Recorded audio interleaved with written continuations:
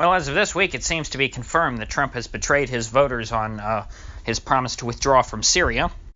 You may recall that during the election that Trump was running on getting out of Syria because he thought, one, it was a dumb war, and that Putin was fighting ISIS. I believe those were his 2 points.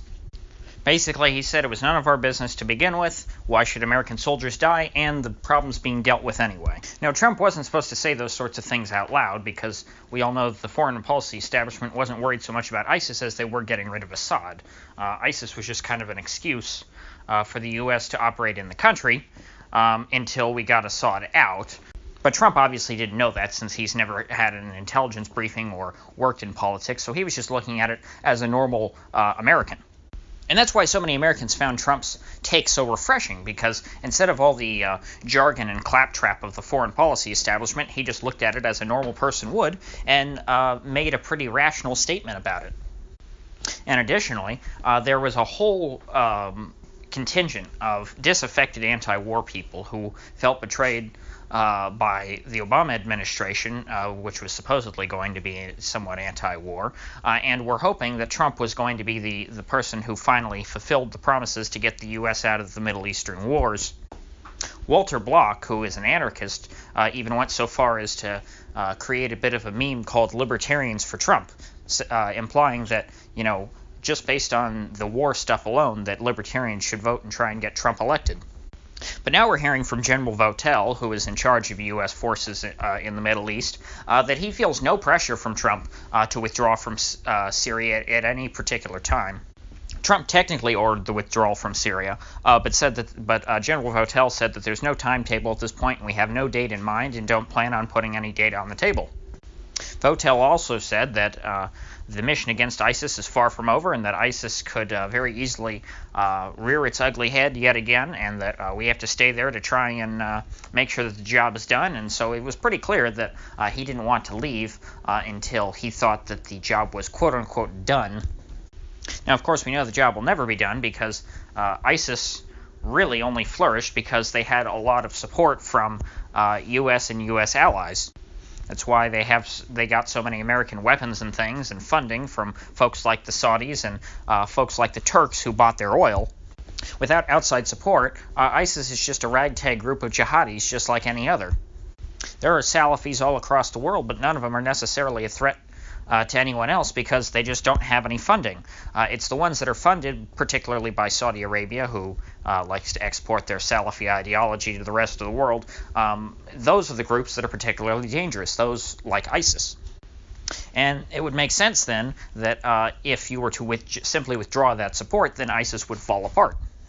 And this is certainly the case, as we've seen in the last couple of years, because one of the things that Trump did carry through on was ordering the CIA to stop arming terrorists in Syria.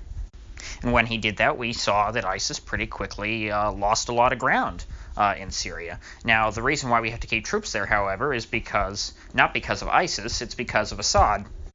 There are still people clinging to the idea that we're going to overthrow Assad without actually having to properly invade the country. And I think that this sort of hybrid war plan has failed. The government wants to overthrow Assad, but they know that a war with Syria is politically unfeasible. So they keep trying to do all this covert action stuff, and they've been doing it for years, and it hasn't worked. Additionally, there's also the possibility that the U.S. wants to protect the Kurdish allies in the north, who probably would be invaded by the Turks if the U.S. were to withdraw from Syria.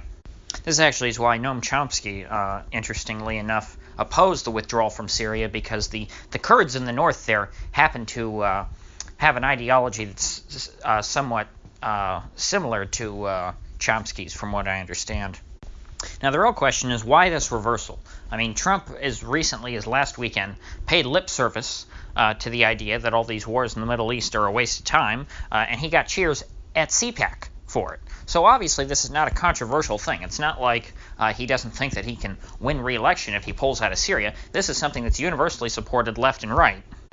And frankly, before this, he already moved the goalposts from saying, oh, well, we'll withdraw all the troops to, hey, we're going to leave at least 400 in the country, which is almost 1/4. It's like a fifth, I think, of the total number of troops that are currently there.